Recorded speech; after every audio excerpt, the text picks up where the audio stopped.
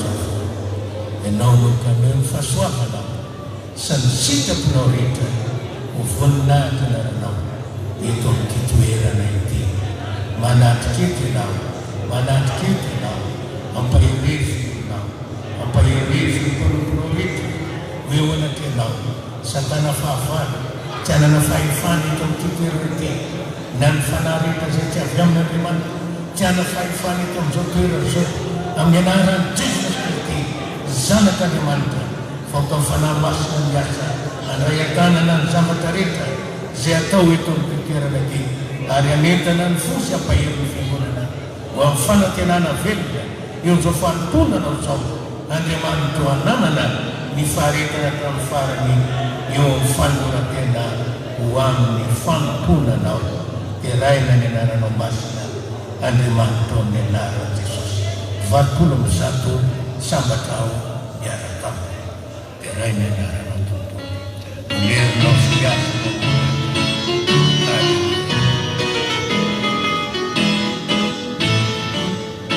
Sambata miaraka nini, sambata miaraka nini, utatana nini ambiva peti. Sambata miaraka nini, miakara miaraka nini, miakara miaraka nini, azamata utare. Sodopiandie miakara miaraka ini awadani taitata awadani taitata ufinari taturi aminila Jesudi awadani taitata. Haleluya. Sami masterana isika rehetra tompoko. Haleluya. Eny an-dalana isika mizotra ho any an-danitra. Ho ny teny fikasana ny eratsika hoe tany rero fa Dio no mijanona raha sendra tany lemaka. Ny tanjona dia ny fiainana manakizay ao an-danitra miaraka amin'ny Jesosy Kristy. Na inona zava-misy mampahery anao any, oka itohino. Oka itohino an Jesosy. Ametraka amin'ny fiainana aminy. Anakina ny zavatra rehetra eo anatrehany. Enina amby ampolo oka itohino ianao. Eo amin'ny andininy ny fahatelo sy ny fahaefatra atsona ny mpandray fanatitra androso avy hatrany.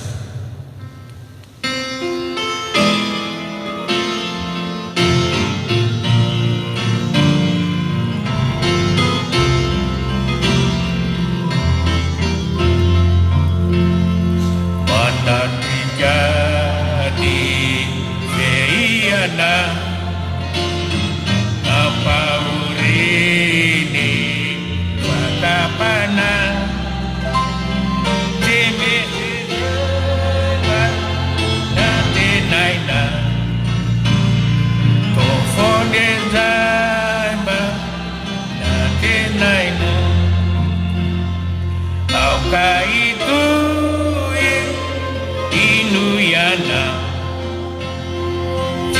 aiza Jesu feo alilana itovinyana si alina amineza na minuna refamete izayata totibisini vitalina farefatu tu fakapana tola vita eritesusi aukaitu inuyana si aiza Jesu bewalilana ikubinyana sinyalina aminizaima na pinuna nitupuno eriuana pitarija sifainena matukia jede aumi niasare eta adona aukaitu ifaliana tiaita Jesu fewalilana itovinyana si alina amizaimana ifalina aukatiamo kuiana Jesu anye matairana fatapana fatifietepu nuapituru ifenuna aukaitui faliana aiza Jesu fewalilana itovinyana sinyalina amizaimana ifalina. Haleluya. Tuizo mfanarana tupu ukauyo wanateani madakarifu zay nampaheriteto dia nampirisika hery itoetra amin'ny finoana roso itomba amin'ny fahasoava arianana ny faharetana eo amin'ny fahaloratena ho amin'ny famponan'Andriamanitra.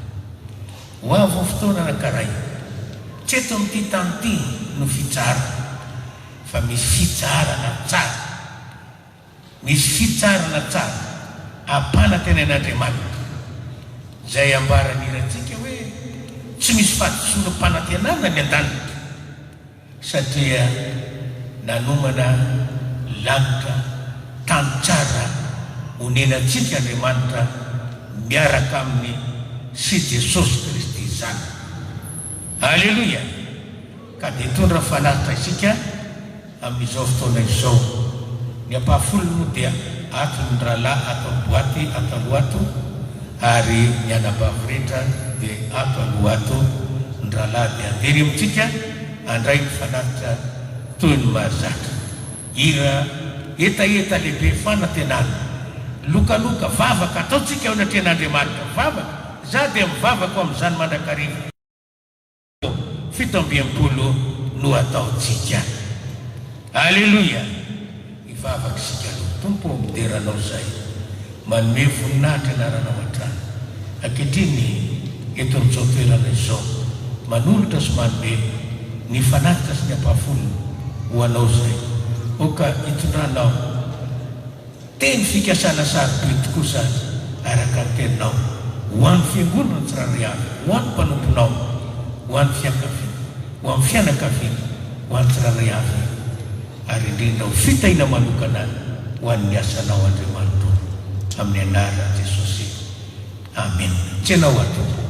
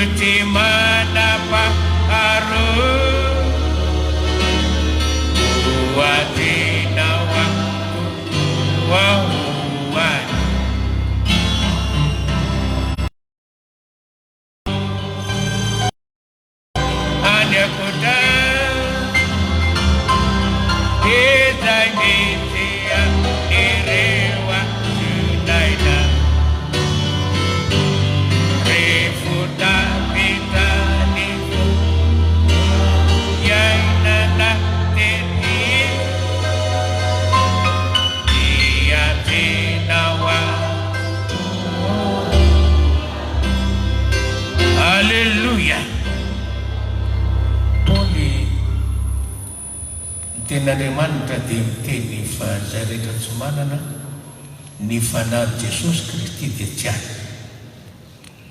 Ary Paoly miteny fa ny fanahy masina no tomboka se amin'ny andro fanavotana. Paoly koa no miteny amin'ny Korintiana 1:7 fa ny fiangonana dia tokony ho trano fanahy, zany hoe ho tempolo ny fanahy masina, honena ny fanahy masina, idoera ny fanahy masina. Ny fanahy masina na ny tomboka sy ny fanahy masina no manavaka atsika, manavaka anao amin'izao tontolo izao fa olon'Andriamanitra ianao. Ary rehefa ao ny tomboka sy ny fanahy masina, tsy salasalana fa ho any an-danitra. Alleluia!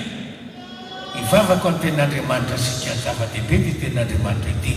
Mangatany fanahy masina ho tomboka sy amin'ny tsiraiavy ary vavako ao amin'ny tenin'Andriamanitra ho fampaherezana toy tsy atsefiany fatrany pita-dranomasina samy mivavaka sika. Eo anatenao fanantenana rehetra mbola mametraka neta itany fahasoafanana eo anatenao no ny fahasoafanao ankehitriny eto amin'ity toerana ity. Magavaka aminao ahy, ianao ny asa sy amin'ny voninahitarinao, ianao no anatanteraka ny sitakonao rehetra ho voninahitra anaranao. Andriamanitra mahatoky anao zay, mahatoky anao zay, jereo ny fiangonana, jereo ny tsiraray avy, ny tahitany fon'ny olona, ny fitiavana zay anarana Andriamanitra eo anatrenao hatrany amin'ny fanetretena sy ny fanantenana. Andray fahasoavana amin'ny teninao zay hoentina eto amin'ity toerana ity. Andriamanitra mametraka ny tahitany fonay. Alleluia! Eo anatrenao ny fanantenana rehetra tsy ameloka motenao. Io ny mpanomponao, toro saina, tareo ny fananomasina, amoka ny hevitra rehetra, hoaina sy avelona ho an'ny fiangonana tsy atrety ihany fa hatrany ampitan-dranomasina misaotra. Amen. Apaira toy ny masoko mba hitako zava mahagaga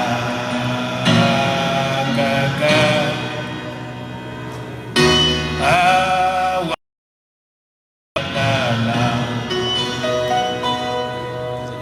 Apaira toy ny masoko mba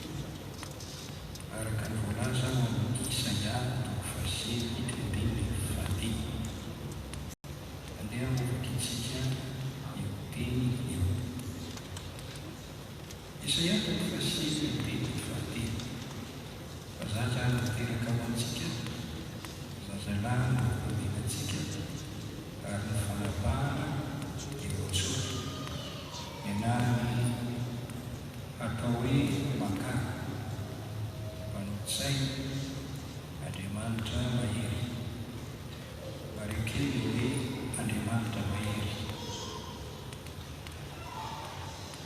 Raina Raksari andien fiatana Umara Yeufa Jesus Kristi dia ademanta mahiri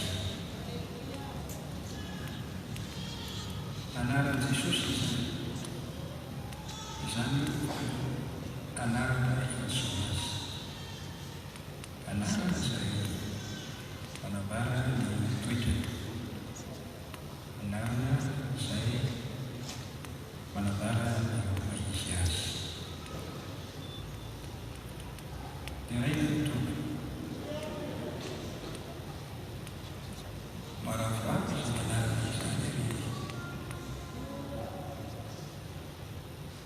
Anita life. Animo di nambaran sekian. Ni mandi manta maye Yesus Kristi. Isa kini mitokte itu. Isa nalar tahu te pandrai yu isaya fasin di fadiyo. Mana masalah cara itu? Saya sekian, umat Yesus ademanta mahiri. Saya ulas itu, eufami saya ulas itu. Yesus Kristi ademanta mahiri, dia pandris. Tenenawi Yesus Kristi ademanta mahiri, dia pandris. Dari itu,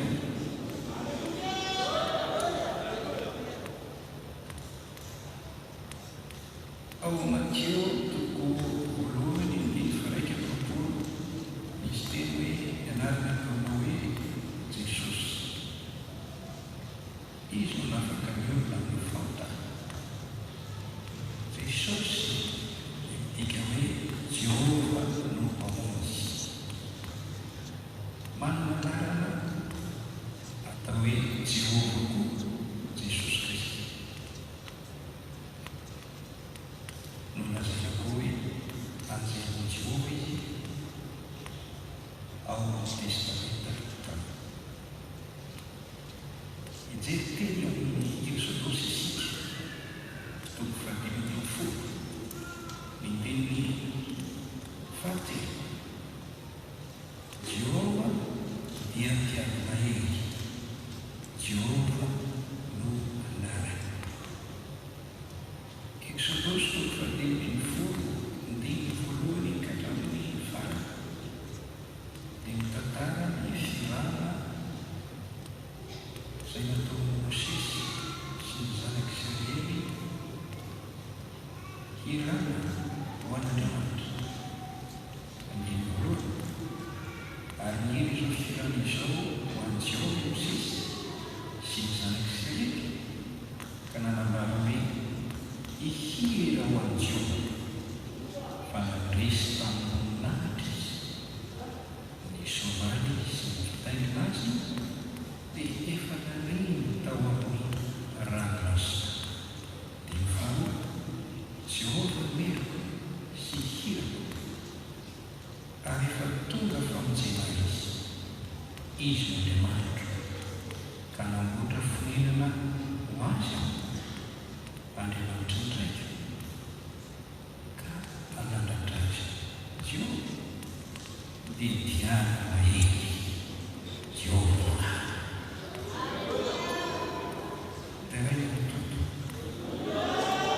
salam fatan bukul mayitati afnatisi amriskan dimantis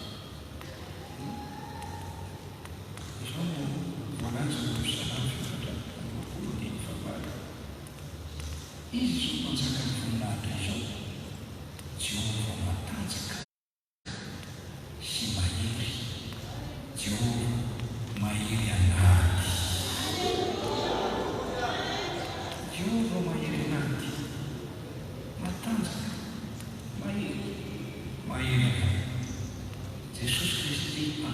mahery, diary mahery, mahery amin'ny aky. Vakeo rehefa mitranona ny salama fasina valopolo, indimy fahavalo ka hatramin'ny farany. Jesosy Kristy, Andriamanitra mahery. Alleluia. Ao amin'ny Jaona toko faha 11, ny andininy fahatelo ny telopolo, miteny Jesosy. Jaona toko faha 11, ny andininy fahatelo ny telopolo, Jaona fahavalo, andininy fahatelo ny telopolo. Teny izany efa norazaiko taminareo alaniko, aty amin'izao tontolo izao no ahitanareo familona. Nefa matokia zaho efa naresy amin'izao tontolo.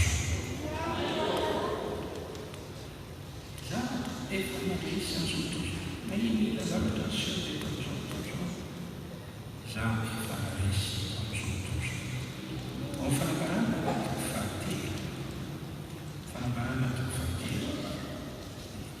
Milaza ny fandresiny Jesosy eo amin'ny soratra masina. Toko fahatelo andininy faha-raik'ambiroapolo.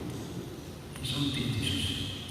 Izay maresy dia avela mpiaraka mipetraka amiko eo ambony seza fiandianako, dia tahaka ny nandresiko. Dia tahaka ny nandresiko kosa sy erako lehibe.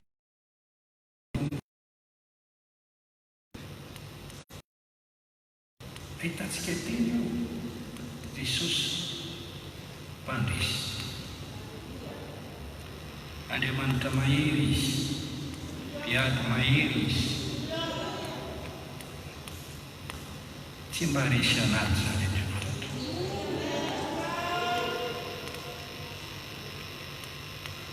Mpandresy tamin'ny ady rehetra natrehiny, tamin'ny ady rehetra ny fanaovany tamin'ny fahavalony. Ny devoly sy Satana no fahavalony hatramin'ny vehivavy. Retsona hoe drako gamena ranahela araka ny voalaza ao amin'ny bokin'ny fanambarana na bokin'ny bokin'ny Episitra faharoa folo, indimy fahafito ka hatramin'ny fahafito ambin'ny folo. Nisy ady tany an-danitra. Nahoana misy ady tany an-danitra? Dia tamin'ny sitrapon'Andriamanitra loatra, fa noho ny nataon'ilay Losifera mpitarika fahazavana sy mpidera anjely izy io, zavaboary nataon'Andriamanitra, saingy nyreresy avinavina ary dia hitarika azy haka ny voninahitr'Andriamanitra amin'ny teny. Niady ary izy satria tia milombaka ny voninahitr'Andriamanitra, ny fahefan'Andriamanitra, ny fiandrian'Andriamanitra, ny fanapahan'Andriamanitra ho an'ny tena.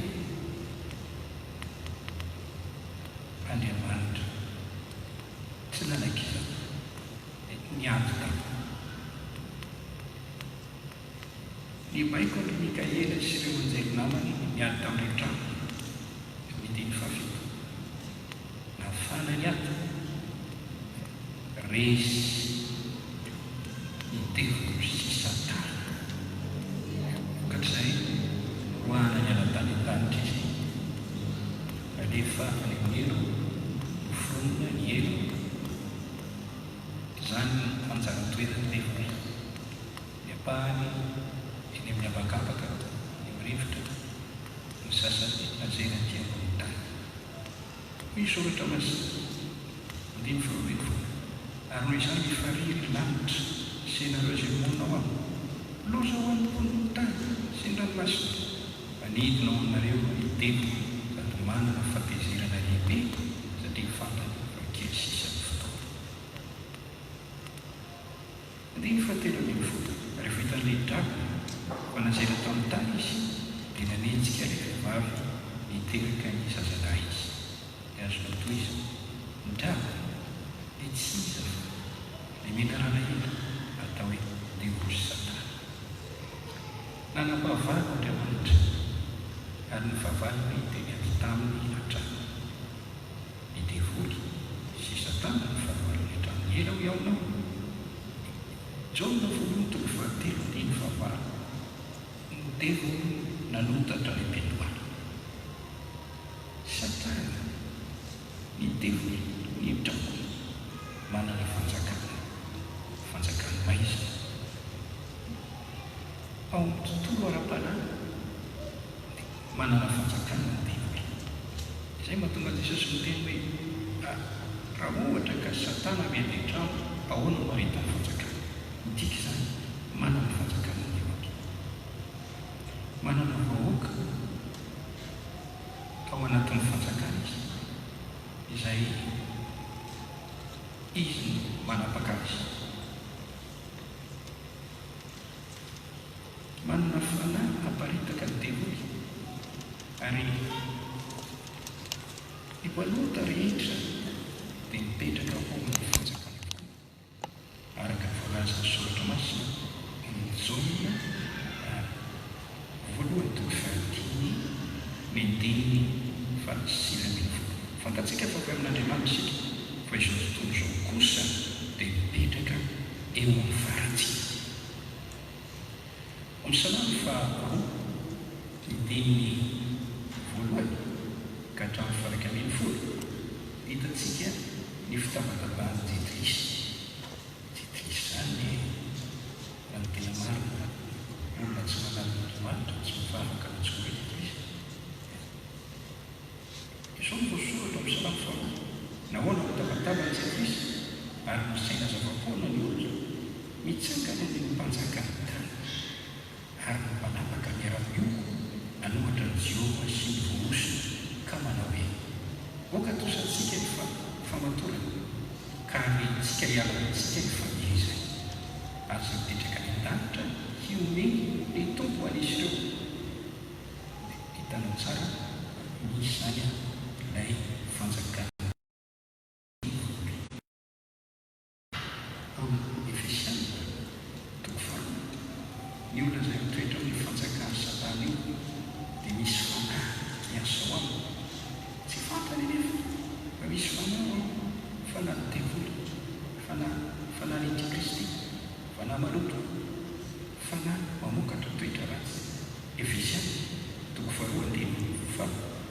Izay nalenareo fahiny araka ny fomba an'izao tontolo izao, araka ny mpanapaka ny fanjakana hevin-rivotra dia ny fanahy izay miasa ankehitriny ao anatin'ny zanaky ny tsy fankatoavana. Teo amin'ireo no mitondra antsika tena koa fahiny tafona nofontsika ka nanaovantsika dany nofo sy ny saina araka ny toetsika dia zanaky ny fahatezerana toy ny sasany isika. Ny devoly manana fanjakana sy manana rafitra fa ny devoly tsy tamaso izy. Ny olona idira ny devoly ary nena ny devoly mamokatra zavatra tsy araka n'Andriamanitra. Devoly mpamonoana tonga mpamonoana tsisy fiantranana, devoly ratsy fanahy mamokatra faratsy-panahy. Misy ombe ny fahitana olona izay ratsy fanahy sy miankina gaga ianao ankehitriny ny fiainana alobina ny famonoana vakitrano etsetera fanaovana sandary mareo ireny dia olona feno devoly dia nay miaraka amin'ny miasy ny bisikety sy ny mpanaody ireny olona ireny. Fahavalon'Andriamanitra ny devoly antsoina hoe andiny zotontolo izao ianarany ao amin'ny Jaona toko faharoa ambin'ny folo andiny faha-raika amby telopolo, Jaona toko faha-efatra ambin'ny folo andiny faha-telopolo, Jaona toko feno ambin'ny folo andiny faha-raika ambin'ny folo. Antsoina hoe Andriamanitra izao tontolo izao. Korinthiana faharoa toko faha-efatra andiny faha-efatra no hatsambaian'Andriamanitra izao tontolo izao. Antsoina hoe mpanjaka ny famihizina dia eto amin'ity tany ity. Efesiana toko faha-enina andiny folo ambin'ny folo.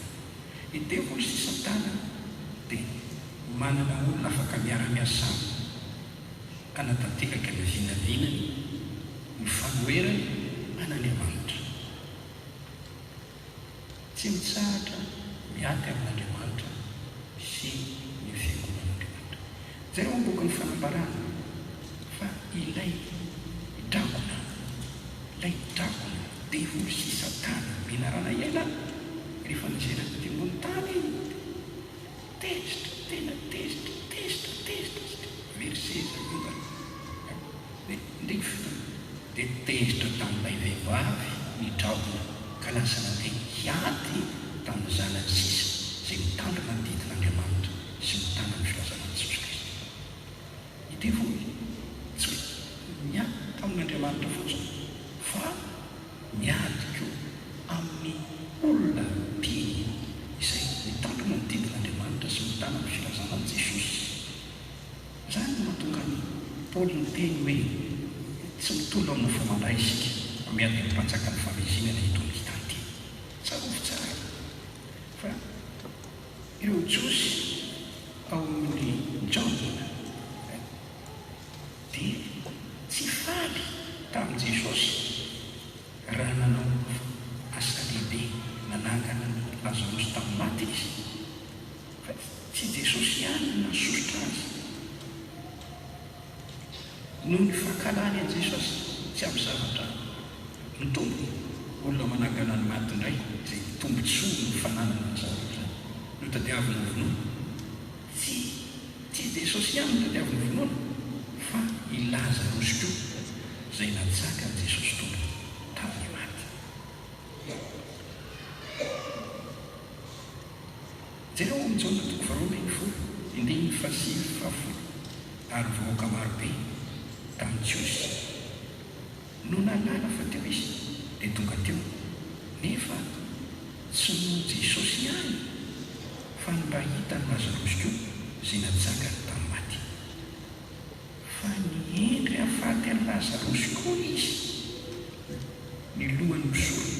Hitanao fa tsy Jesosy ihany tianyreto lohany misolona reto ho vonoana fa i Lazarosy koa. Ny devoly dia tsy afa-po tamin'ny ady nataony tamin'Andriamanitra fa lasa koa izy mandeha miady amin'ny olona izay mivavaka, amin'ny olona izay manompo an'Andriamanitra. Hitandremo isika eny amin'izany fa misy ady tsy maintsy atrentsika amin'ity devoly sy satana ity. Fa valitsy tao maso izy io fa naratsy eny amin'ny rivotra midimiditra amin'ny olona mampiasa olona tsy safidianana ny olona izay ampiasaina amin'izay atanteraka ny programany. Raha mandinika ny tantaran'i Jesosy tika nisy ady natrehan'i Jesosy voalohany io tany an-danitra rehefa ny rano tonga tetỳ ambony tany Jesosy dia nisedra olana sady izy ao Mateo toko faharoa ny andininy voalohany ka hatramin'ny fahasivy amby roapolo ny andininy feno ambin'ny folo fa valo ambin'ny folo fa Herôda mpanjaka tamin'izany fotoana izany mpanapaka tamin'izany fotoana izany torakovitra nandreo hoe teraka ilay mpanjakan'i Jesosy dia mody ny teny tamin'ny fitaka izy tamin'ilay mamky olon-kendry mpandinika nkitana tana hoe fitoro tsara ny amin'izany zaza zany mba andehanako any aminy koa fa nefa tsy zany ny tena marina fa ny amono an'i Jesosy ny tarigetrany. Tamin'izany dia efa nanao planina ny devoly mba amono an'i Jesosy. Mahery Andriamanitra nandamoaka ny paikady ny devoly. Andriamanitra naniraka ny anjeliny teny tamin'i Josefa sy Maria ento mandositra makany Egipta ny zanako. Tany Josefa sy Maria mitondra an'i Jesosy nandositra misy fotoana ilaina ihany tsika mitsoka fatapatatra fa misy zavatra misy atrehana misy antosirana fa teto Josefa sy Maria mitondra ny zazakely nandositra. Maty Herôda hitatsika fa ny paikadiny devoly teo dia mandamoka mahery mpiady mahery Andriamanitra. Matokenao fa na inina paikady atao amin'ny devoly mandamoko zany. Amen. Ao amin'ny Luka toko faefatra andiny fenina ambin'ny folo faharoa amby telopolo, nisy fahatezerana lehibe teo amin'ny olona rehefa nitory teny Jesosy ka nampianatra tamin'izy ireo. Dia izao ny zavatra voalaza eo amin'ny Luka toko faefatra andiny fahavalo amby roapolo. Ary tezitra loatra zay rehetra teo amin'ny sinagoga raha nandray izany, dia nitsangana ireo ka nandroaka azy hiala tao ao tanàna ka nitondra azy ho any an-tampon'ny havoana ny orenan'ny tanàna mba azerany any amin'ny anjana. Nefa namaky teo foana izy ka lasa nandeha. Hatezerana noho ny fampianarana zay tsy zaka dia nrohan'ny olona Jesosy ary nitangorona ho azerany ho faty. Izao nandamoka ihany koa zany. Teran'Andriamanitra isika. Hitanao fa rehefa nitondra ny Jesosy tao an-tsambo-kely ny mpianatra ao amin'ny filazantsarany Marka, hitanao fa namorona rivo-doza indray Satana mba ho faty ao Jesosy ny mpianany. Saingy tsy nahomby ao Marka toko faefatra ny andininy fa 5:30 ka hatramin'ny faha 1:20. Mbola mahita koa anao ao amin'ny Matthieu toko faefatra ambin'ny folo fa naiky nipotehana indray koa ny apôstôly le mpianatra ny tompo teny ho lany tamigana fa mbola natonga tafio-driotra sy onja mahery vaika. Matthieu toko faefatra ambin'ny folo ny andininy fa 5:20 ka hatramin'ny faha 2:30. Nandamoka koa indretrarehetra. Deran'Andriamanitra isika.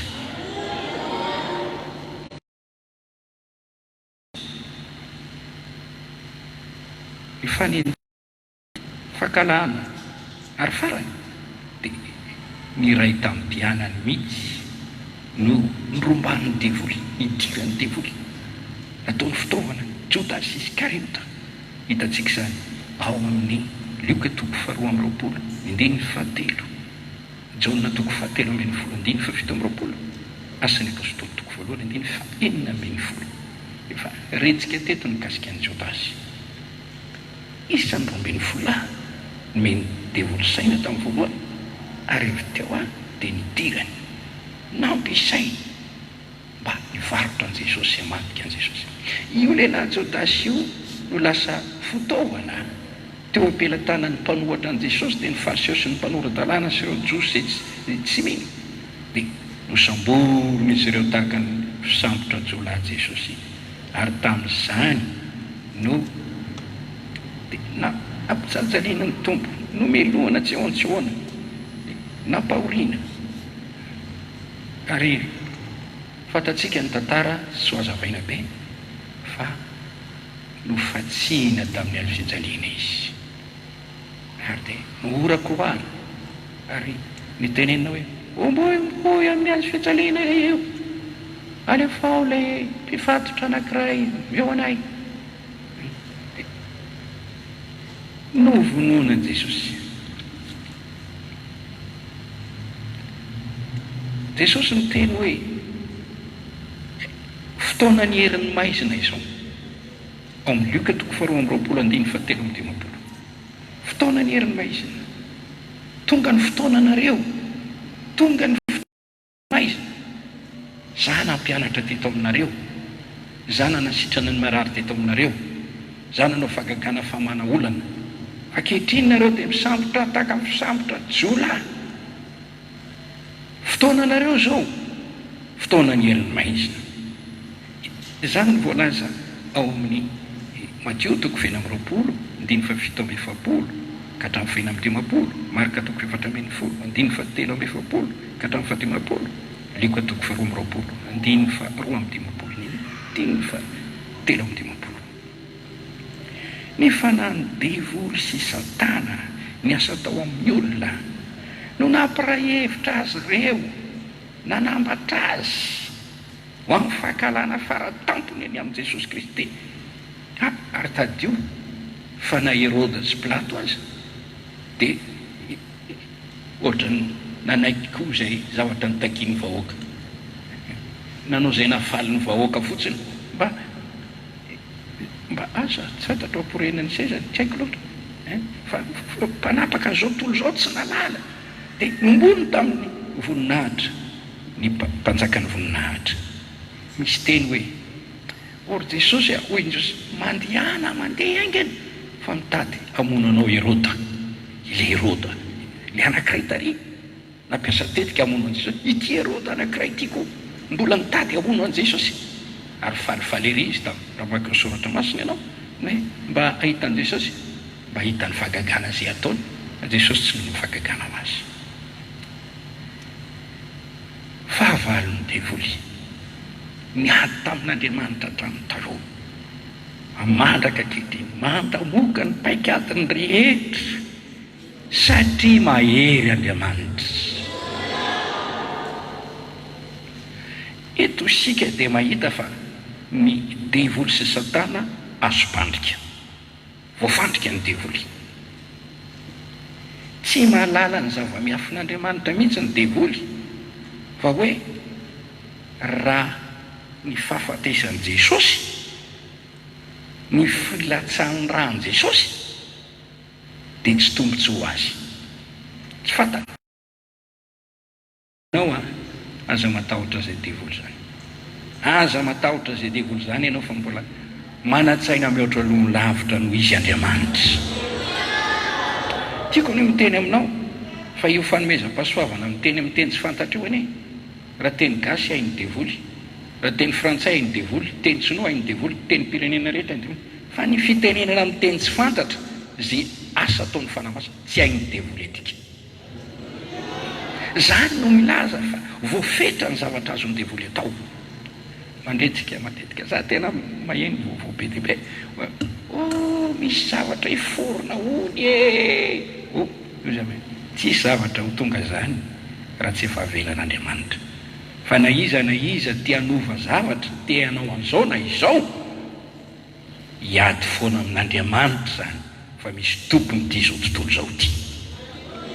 Mino an'izany tsika ry havana, izay zavatra mitranga rehetra to misy tanteraka, iza ozy ny teny ka natonga an'izany raha tsy zavatra nodidiny tompo, na lozy io da fiadanana io.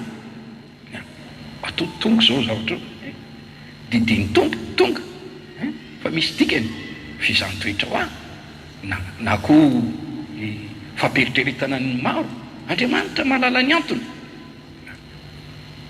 Na misy hoe ho avy zao, aza manano ho avy ianao fa ny ampelantanana n'Andriamanitra no avytsika. Ary na inona ady atsanga ny devoly matoki ianao fa mahery ny Andriamanitra momba antsika. Dia raha ho Andriamanitra any amin'izany everina kely aho hoe ny devoly sy Satana azo mpandrika, tsy nalala ny zava-miafin'Andriamanitra izy fa ny fahafatesan'i Jesosy dia neveriny hoe vitatreo, rehefa maty eo dia vitatreo. Ka reo olona misy devoly reto hoe vono ihany eo dia vita, tsisy problema ntsony. Ny mamono azy ny fantatsika fa rehefa maty izy dia vitatreo ny tantarany. Neverin'ny devoly fa izay mantsy no tetika mahomby mitombotsony saingy mifanohatra an'izay ny fahafatesan'i Jesosy vao maika fandravana ny asan'ny devoly. Ny filatsan'ny rany Jesosy vao maika fandravana ny asan'ny devoly. Ny fikapohana an' Jesosy vao maika tena mandrava ny asan'ny devoly. Jaona voalohany toko 7:5 zao no sy ny zanak'Andriamanitra ndrava ny asan'ny devoly. Hebreo toko 4:4-5 nandingana le manana ny herin'ny fahafatesana tamin'ny fahafatesana izy. Devoly manana herin'ny fahafatesana mampamono olona azy, mpitondra aretina. Fa Jesosy nandringana ny devoly manana ny herin'ny fahafatesana tamin'ny fahafatesana. Kolosiana toko 4:4-5 tsaronao ve fa raha niantona teo ambony azo fijaliana Jesosy tamin'ny farany dia niteny hoe vita ny ady tamin'ny ota, vita ny ady tamin'ny devoly vita ny ady tamin'ny ovo, vita ny ady tamin'ny andrinana zao tontolo zao, raha saratra ialany tany aho dia itaona ny olona rehetra nantona ary ny andrinana zao tontolo zao dia koa tsara. Jesosy Kristy nombona teo amin'ny azo fijaliana nanome rany ho fanavotana antsika, fanafana antsika ampelantanany devoly. Jesosy Kristy nombona teo amin'ny azo fijaliana dia nitondra ny fahotantsika sy fanafana ho antsika izay miny. Jesosy Kristy maty teo amin'ny azo fijaliana dia fandravana tanteraka ny asan'ny devoly mba havelona antsika ho an'Andriamanitra, ampiavana antsika amin'Andriamanitra. Ny devoly nampisaraka fa Andriamanitra nampiavana antsika tamin'ny fahafatesany zanany fanomezany rahany. Jesosy Kristy maty nalevina nitsangana tamin'ny maty dia voamaika nahery vaika koa ny asony dia raha ho Andriamanitra. Ao amin'ny Jaona toko faharoa amby folo andininy telo amby roapolo efatra amby roapolo ny varo Jesosy raha mbola tsy hovolenany amin'ny tany dia mitoetra foana, fa rehefa maty izy ambolenany amin'ny tany dia avokatra be izy avy eo. Hoy Paoly, torina fa nitsangana tamin'ny maty Jesosy Kristy, ary nitsangana tamin'ny maty Kristy dia mitondra vokatsoa be izany, satria tsy foana ny toriteny, tsy foana ny fanantenana, afaka mifotana isika, ary mbola manantena fitsanganana koa isika taka an'izay nitondrana Andriamanitra an Jesosy Kristy nitondrany antsika koa. Hitanao zany ny fitsanganany tombo tamin'ny maty anie dia tena nitondra fandresena minezinezina be, ary resy tanteraka ny devoly, resy tanteraka izy, tena potipotika tamin'iny antiny ray mandeha iny. Mahery Jesosy, teneny hoe mahery Jesosy, teneny hoe mahery Jesosy. Andriamanitra mahery izy. Jesosy Kristy ilay ny vonoina ka maty nalevina tsangana tamin'ny maty dia nivoaka mpandresy ary tompony fandresena. Alleluia. Dia raina ny tompony amin'izany. Ny zavatra mahafinaritra dia tery havana, Jesosy rehefa nitsangana tamin'ny maty dia tsy nanan-kery taminy intsony ny fahafatesana. Izany hoe le devoly mpamon'olona dia tsy afaka nanao ninina taminy intsony. Izany no voasoratra ao amin'ny Romanina, hitantsika tsara toko fahiny ary fahafolo. Ary fantatsika fa rehefa natsangana tamin'ny maty Kristy dia tsy maty intsony izy, tsy manan-kery aminy intsony ny fahafatesana, fa ny amin'ny nahafatesany dia maty ny amin'ny ota indray mandeha izy, fa ny amin'ny avelomany kosa dia velona ho an'Andriamanitra izy. Hitanao zany nandresy Jesosy. Halleloia. Hitanao moa ny teny miezinezina nataony ao Matio toko fahavalo roapolo andininy valo ambin'ny folo, rehefa nitsangana tamin'ny maty izy, efa nomena ny fahefana rehetra any an-danitra sy ety an-tany. Ianaro kely mba fakafakao kely hoe fahefana nomenan'i Jesosy any an-danitra. Mahafinaritra be io rehefa mianatra ny Baiboly ianao hoe reto daholo ny fahefana nomena Jesosy, le fahefana nomena azy ety ambonin'ny tany. Mahafinaritra be io rehefa jerenao tsara, tompo fahefana izy, feno ny fahefana nomena azy. Ary zay mahatonga azy miteny ao amin'ny boky ny fanambarana toko voalohany, izao no tenin' Jesosy rehefa nitsangana tamin'ny maty izy, eo amin'ny andinin'ny fahavalo ambin'ny folo. Izao no teny nataony, izaho ilay velona, efa maty aho nefa entro velona mandrakizay. Amen. Ary manana ny fanalahita amin'ny fahafatesana sy ny helo.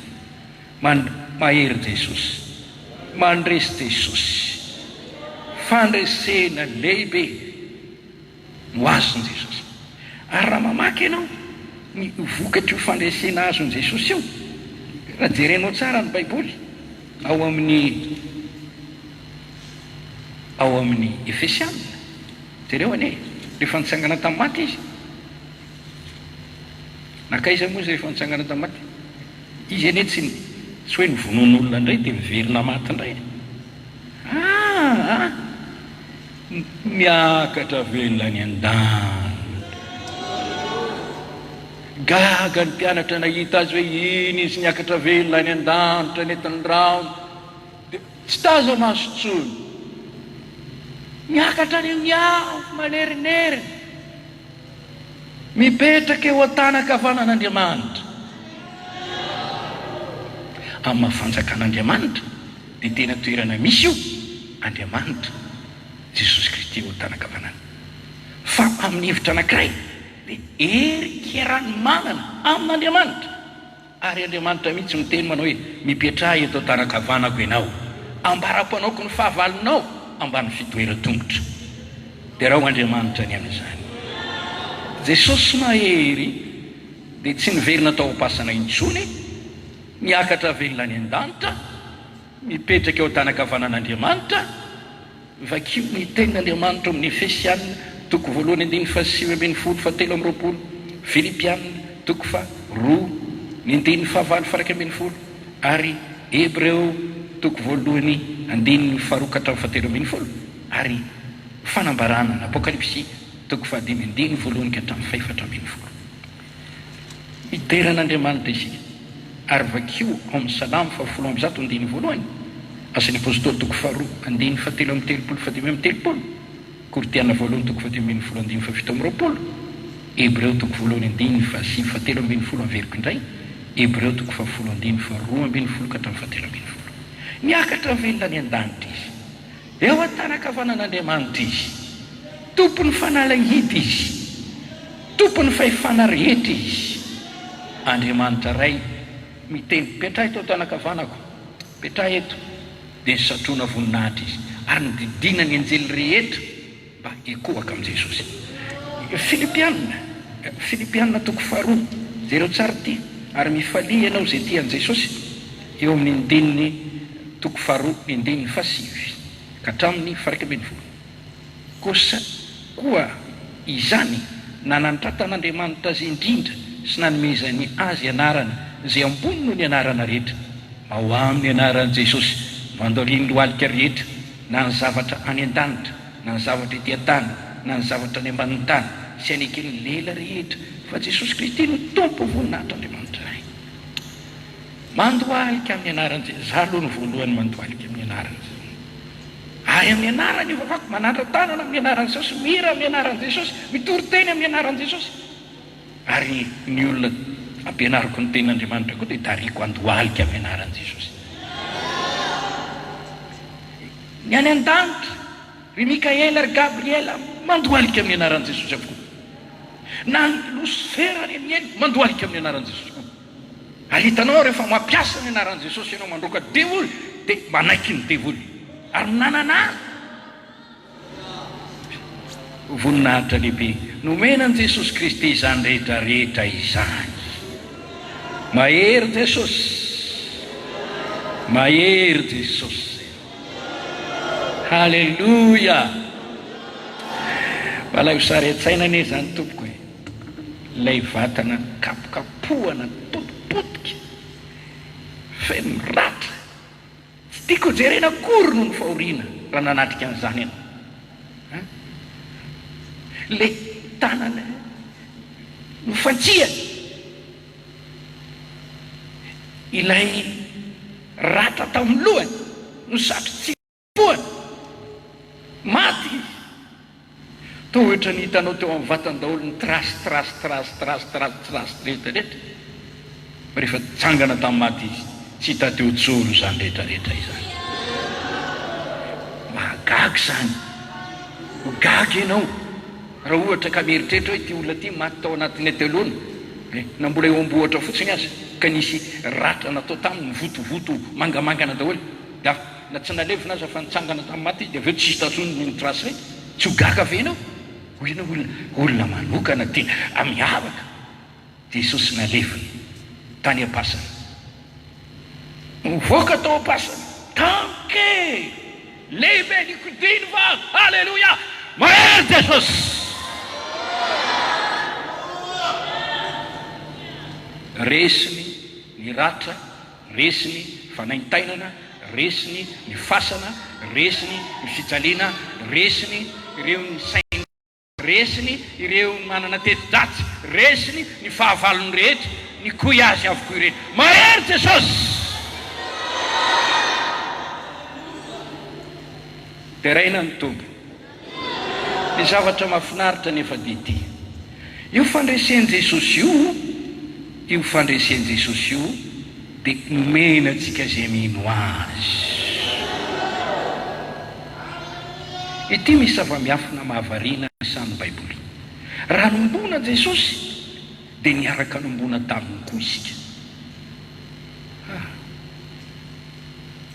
Raha maty izy dia niara-maty taminy koa isika.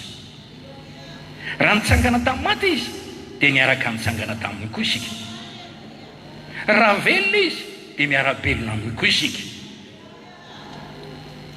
Raha mipetraka ao tany-kavanan'Andriamanitra izy ankehitriny dia efa tahaka ny miaraka mipetraka aminy koa isika. Raha nandresy izy dia mandresy miaraka aminy koa ianao. Zany eny no ambaran'ny Baiboly. Raha vakinao tsara reto tsy toko sy andininy reto, za mantsy dia tena tiako mihitsy ny manambarina izay lazaiko amin'ny lalan'ny soratra masina. Jereo ao amin'ny Romanina toko fahaenina ny andininy fahateloko hatramin'ny fahavalo. Tsy fantatrareo fa na iza isika no efa natao batisa ho amin'ny Kristy Jesosy dia natao batisa ho amin'ny fahafatisany. Noho izany niarana levina tamin'ny batisa ho amin'ny fahafatesana isika. Ianao vita batisa io, niaraka nalevina tamin'ny Kristy tamin'ny batisa ianao, mba ho tahaka ny nananganany any Kristy tamin'ny maty tamin'ny voninahitra ny ray no andehanantsika amin'ny fiainam-baovao. Raha niara-nombona tamin'ny endriky ny fahafatesana isika dia ho tahaka izany koa amin'ny endriky ny fitsanganany amin'ny maty. Fantatsika fa ny olontsika taloha dia niaraka nombona taminy hanimbanany tena ny ota mba tsy hanompoantsika ny ota intsony. Fa izay efa maty dia afaka ny ota.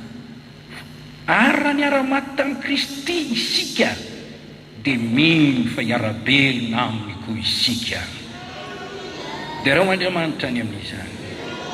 Paoly niteny Galatiana toko 2:20 voaomby miaraka amin'ny Kristy amin'ny azy fijaliana ao. Efesianina toko 2:1 ka hatramin'ny 1:5 eno tsara.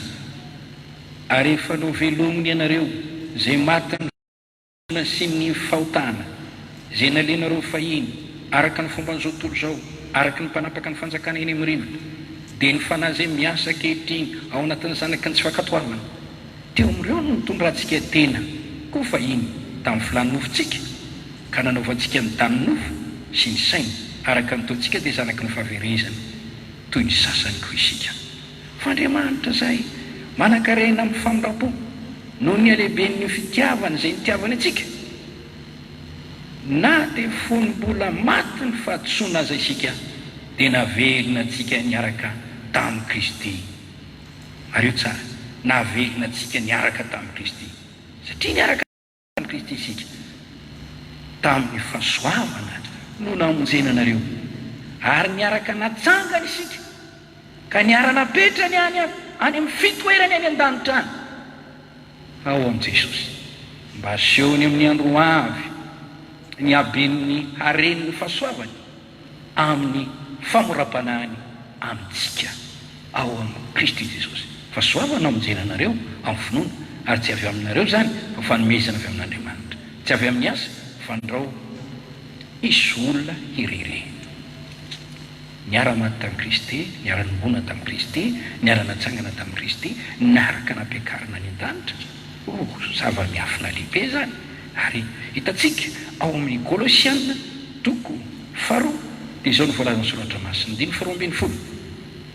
Niara-nalevina taminy ianareo tamin'ny batisa izay niaranareo natsangana taminy koa noho ny finoana ny asan'Andriamanitra izay nangana tamin'ny maty. Ary ianareo izay efa maty ny fahotanareo sy ny tsy fiforan'ny nofonareo dia novelomina niaraka aminy rehefa navela ny fahadisoanareo rehetra. Dia raina ny tombo. Eo no mahatonga amin'ny Paoly miteny ao amin'ny Koritianina voalohany toko 5:10 ny 9:7. Izao no tenen'ny Paoly. Dia rao ny tombo. Kortiana voalohany toko 17 ny andininy fa 7 fa isaorana ny Andriamanitra izay namentsika fandreseny tamin'ny alalan'i Jesosy Kristy tompontsika. Halleluja! Io fandreseny Jesosy io dia fandresenao koa io. Dia raina ny tompo. Mampahery anao ve zany? Tokony hampahery anao zany.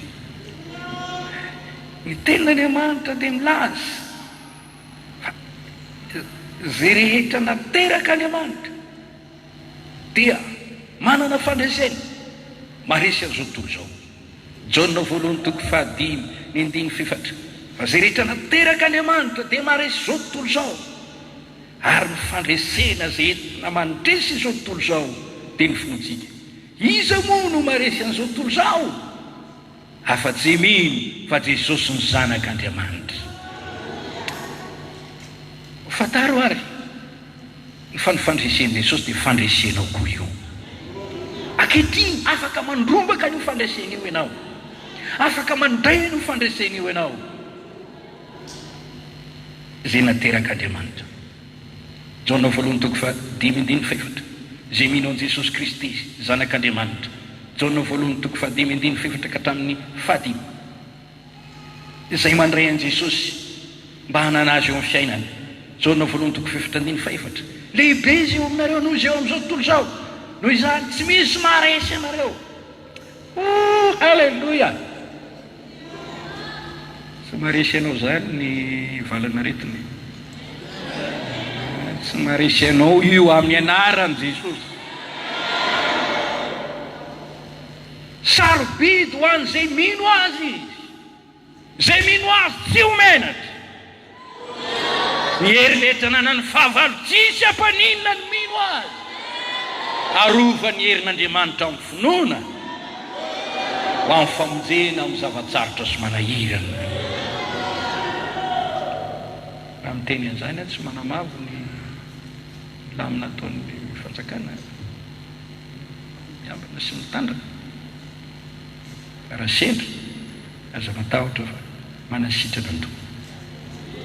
Zay mino ny rano Jesosy sy ny teny fikasana filazana azy hoe izy n'Andriamanitra mahery dia andresy izy ireo naresy ny devoly noho ny rano zanak'ondry sy ny teny filazana azy. Afaka mandrombaka fandresena zay rehetra manaky ny fitondran'Andriamanitra. Ekeo Andriamanitra ny lalakalenao rehetra, atolorotra tanan'Andriamanitra ny fiainanao.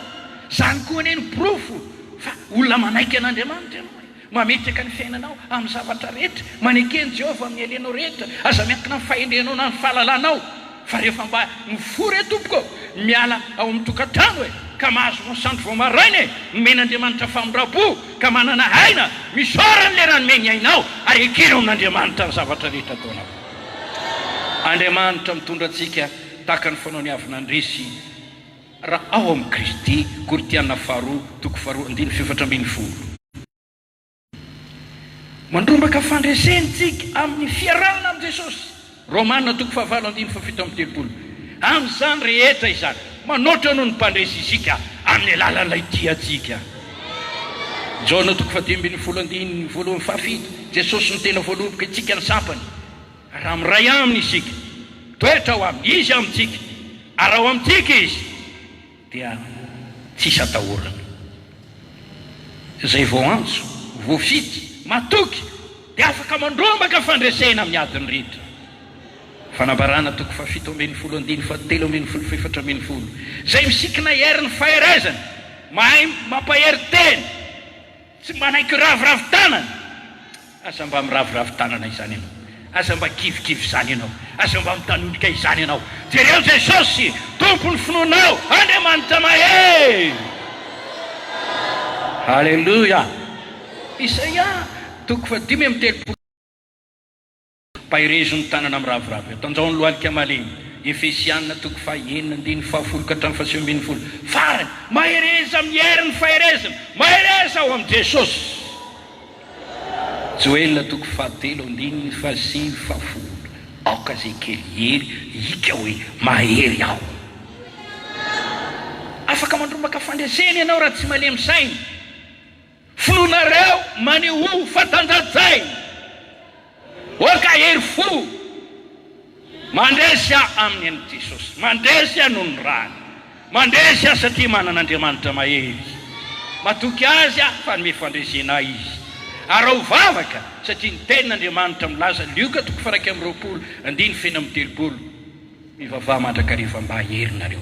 Afa mandositra ny zavatra mitranga rehetrarehetra ka joro eo anatin'ny zanak'olona. Matteo 2:20 mireta toroka mivavaha mba tsy diranareo amin'ny fakapanahy. Andriamanitra mahery Jesosy.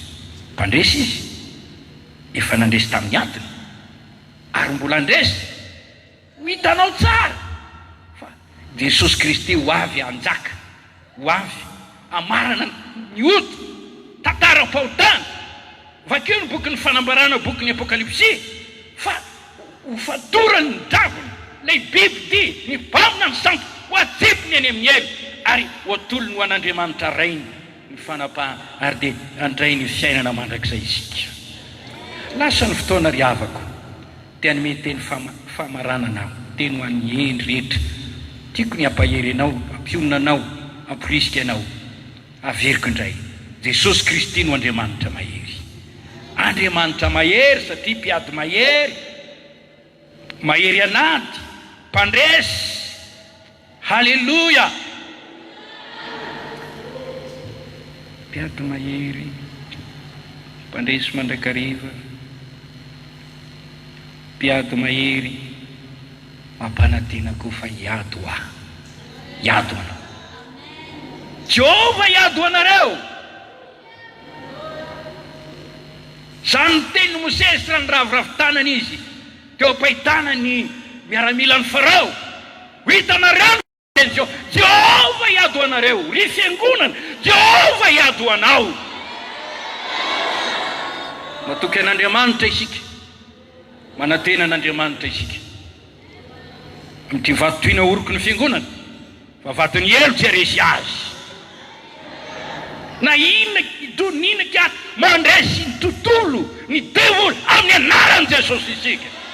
Efa nahazo tsotrano isika manao hoe Andriamanitra ny fiadanana anorotorany Satana fainga eo mba ny tongotrao. Minoany zany, meko anao ny hery, anitsaka tsananao ny heretra nanany fahavalo.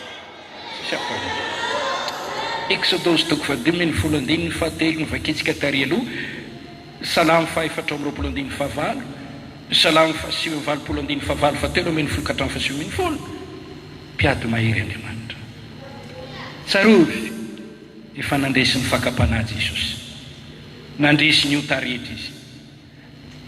Nandresy ny tahotra, nandresy ny aya, nandresy ny fahoriana, ny fijaliana, nandresy ny ratra, nandresy ny ranoso, nandresy ny alahelo, nandresy ny aretina, nandresy ny devoly Satana, nandresy ny fasana, ny fiaina tsy hita. Mahery, afaka mampandresy anao. Mbola mitohy ny ady ataon'i Jesosy amin'ny Satana. Mandra-pahatonga ny fahatapenana izao tontolo izao. Eo an-tanakavanan'Andriamanitra isika ity. Ary rehefa misy zavatra ataony any an-danitra any, namaky an'ilay boky izay nitadiavana olona mendika, ary ho hitanao faranan'Andriamanitra ny ota. Dia averiko indray ilay teny. Vakio ny fanambarana 2:9 voalohany hatramin'ny farany, fanambarana 2:20. Jesosy Kristy nandresy mpandresy tompony laka. Dia raha ho ny tompo. Fanambarana 2:19 lasa ny Kristy tompony fanjakana. Tokony ho raisinao amponoana izany. Andriamanitra mahery, Andriamanitra mahery. Akety eto amin'izao tontolo izao isika manatrika ady isika. Mbola miady eny antsika. Efa mpandresitsika fa devoly resy izy androany dia mbola miverina indray izy. Kanefa amin'ny ady rehetra sesehena ho avy. Aza manahy, aza matahotra. Sitaka ny rainareo izay any an-danitra no minareo ny fanjakana. tsy maintsy misy ny ady. Ankehitriny inona no ady misy eo amin'ny fiainanao? Ianao manokana, ady imbonanao amin'ny ankonanao, adinao manokana ao anatin'ny fianakaviana, ny adinao any am-piasana, ny adinao eto amin'ity zao tontolo zao ty, tanora venao, misy adi-panahitra ianao. Ray aman-dreny ve misy adi-panahitra ianao, mety maditra ny vady, mety maditra ny zanaka, mety tsy anasa, mety tsy ampy ny vola, miatrika adi-piainana ianao, mety misy marary zay manahirana mihitsy tsy hitatsony ny vola vidianana fanafody, miatrikady ianao. Azaketraka mentoramo le Andriamanitra, izy afaka anome fandresenanao. Sambatra ianao raha manana azy, sambatra ianao raha mialoka aminy, azakivy na amin'inona na amin'inona, asa mitomany fa fanon-dranomaso misy fanantenanao amin'i Jesosy, asa mitanondrika mitakà fa misy fanantenanao amin'i Jesosy, asa matahotra fa manome fatokina Jesosy, asa mamoy fo ka manaiky very-hevitra misy fandresena ao amin'i Jesosy. Mbanjinao ny finoana izy fa zay inonao mijere an Jesosy Kristy tompony finoantsika, fa zay inonao dia ataony tanteraka aminao, ka ho izy hoe tongava aminao araka ny finoanao dia andray fakakany ianao. Romanina 5:7-8 amin'izany rehetra zany dia manoatra noho ny mpandresy isika amin'ny alalan'ilay diantsika. Atao virahira hoe Jesosy mahery, Jesosy mahery, fandreseko Jesosy, fandreseko Jesosy, manoatra noho ny mpandresy amin'ny alalany. Aza mandeha ny fahitana, mandehana ny finoana tany an-drany ianao. Halleluja! Aza mijery ny hita, mpanjiny Jesosy, tsy miova malan'io ary mandrakizay, nandresiny zavatra rehetra, afaka mampandresena koa, na dia mitiany io ity azy. Finoana no andresena. Natrikady ve ianao? Gaga amin'izany ady atrenao zany ve ianao? Taitra amin'izany ve ianao? Raha lasianabavy mpino, tsy maintsy misy zany. Raha tsy misy ny ady aizanao hitana izay fandreseny, aizanao ahafahana mahita ny herin'Andriamanitra miasa. Mpintsotra manatrika ady ivelany ady ao anaty. Gamba tahaka ny Abakoka hoe tsy mamontsona ny aviavy, misy matiny eo ambala, mandisy fanantenana ry ohatrany tsy hitako be niany izany. Nahoana no miteny ianao hoe tsy hita be niany? Tsy lavitra anao Jesosy, naiza aingonao no natelo amin'ny anarany. Ao foana izy, manohana nefa ho lavo, mampitaka zay rehetra mitanondrika, manome fandresena ho an'ny mpino. Hoy Abakoka 2:7-7-10, iravoravo amin'Andriamanitra ny famonjena. Mpanompon'Andriamanitra ve ianao? Mety misy ady isan-karazany ny ady hatreny zanak'Andriamanitra eto amin'izao tontolo zao e. Nefa tsy natao aketraka reny, tsy tao ampamoy fo reny hoe nahoana Jesosy no atao manatrika ady, miaramila tsy maintsy manatrika ady. Oh, halleluja! Fa ny fandresena ho an'izay miaraka amin'i Jesosy Kristy hatrany amin'ny ady rehetra atrenao dia tsarovy fa tsy lavitra ny tombo feoanilanao hatrany. Ianay mety misy miverin-dalana, mety mangatsika, mety mitsangana ito, mitsangana ireo, dia voliko mampiasa an'ireny. Aza manay mandresy eo amin'i Jesosy ianao. Tsy manjaka izy mandram-ponao ny fahavaliny ambany fitoeran-tongotra. Mpandresy Jesosy, hoe mpandresy Jesosy. Mpiady mahery izy, miaraka aminy ady ivoako mpandresy hatrany, ivoako mpandresy hatrany, hitsangana isika hivavaka ankehitriny. Oh, halleluja! Tera sy misaotra anao izay tompo, nentinao teto amin'ity février ity, afaka nandeha ny tena fampahirezana. Ianao Jesosy Andriamanitra mahery, mpiady mahery, mpandresy, ary ny fandresena eo raisinay kity. Ianao mitondra fitahina tsara. Manao asa mahagaga. Zareo zay rehetra ao anatin'ny adina amin'ny arety no fandresena, anatin'ny olana no fandresena, ao anatin'ny fikorontanana no fandresena, ady eny amin'ny tribonaly no fandresena. Ito tahaka ny fanao ny afin'andresy, mitsirara ihany amin'ny anaran'i Jesosy. Amen.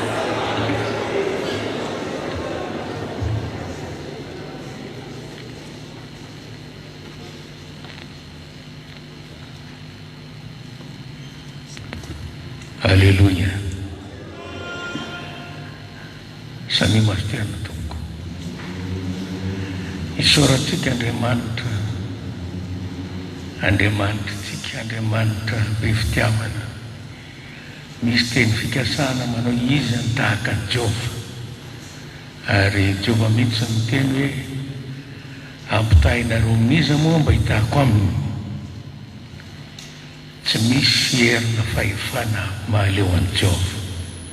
Haleluya. Ary na iza mieritreritra hanandratra ny tenany ho Andriamanitra, tsy misy Andriamanitra manerana zao tontolo izao afa-tsy ilay Jehova Andriamanitra manana ny zanaka sy ny fanahy masina mpiaraka aminy. Dia rao Andriamanitra maherezy ianao fa tena mampahery ny tenin'Andriamanitra, ary tokony mpandresy tsara mihitsy ny zanak'Andriamanitra rehetra. Ho ny ratsika, inona no ahiko, inona no atahorako miaraka amin'ny Jesosy. Miaraka amin'ny Jesosy tsika, aza mandeha tsy miaraka amin'ny Jesosy. Dia rao Andriamanitra, misy filazana fisaorana ity dia fanazavana kely dia ny ray aman-dreny no marina tanteraka izao fivoriana izao fisaorana. Izay ray tapo aminy sy ny fianakaviana manontolo dia maneho fisaorana feno sy fankasitrahana ny filohan'ny fiangonana ny Jesosy mamonjy sy ny mpitandrina miara-miasa aminy atao amin'ny foibe Akorondrano, ny mpanompon'Andriamanitra rehetra, ny rala sy ny anabavy rehetra, ny mpampianatra sy ny tale eto amin'ny ekôla Jean Collins Akorondrano, ilakaka ny mpianatra rehetra izay tonga ny dodododo sy nampahery anay sady niara-ory taminay hatreny amin'ny hôpitaly ka hatreny amin'ny fandevenana tamin'ny namozana ny malalanay Razafindrasara Arlinina ny alatsinainy 7 amby 20 avrily 2022 lasa teo. Tsapanay fa maivana ny alahelinay ary nonona ny fonay, nonona nataonareo taminay. Andriamanitra manakaripasoavana ny amaly fitianareo rehetra tsy hakanavaka, ialana tsiny tamin'ireo izay tratrantso noho ny fahafianoan'ny ranomaso be loatra misaotra tompoko. Haleluya. Ny afatra kely zany toy ny fa natao tamin'ny rehetrarehetra dia ny olona mandeha tongotra dia mivoaka ary amin'ny vavahady kely atsinana daholo mandeha tsikelikely.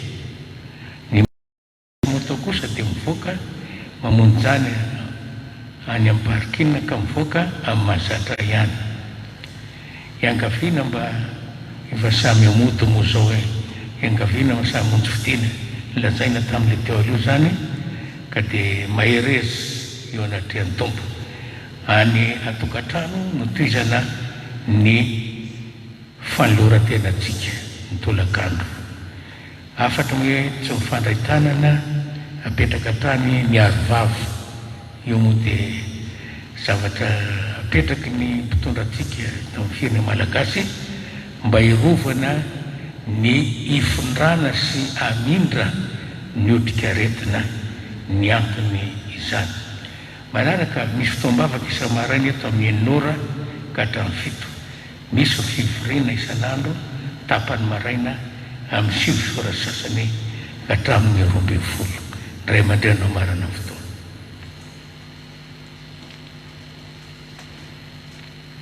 Eraky tsangana sy rehetra tompoko, minao fa mazava aminareo daholo ny toro-lalana dia faly be mahita anareo ataoko hoe apahany amin'ny lalasenabavy tompony Amalisoa vavakisika ray misaotra entinao teto izay minao fotoana nanomponanao misaotra noho ny tombontsoa minao da eo ny olona dia raha moa dia akofy amin'ny ranao izy ary ampahirezo amin'ny herany fahirezany anaran'i Jesosy. Amen.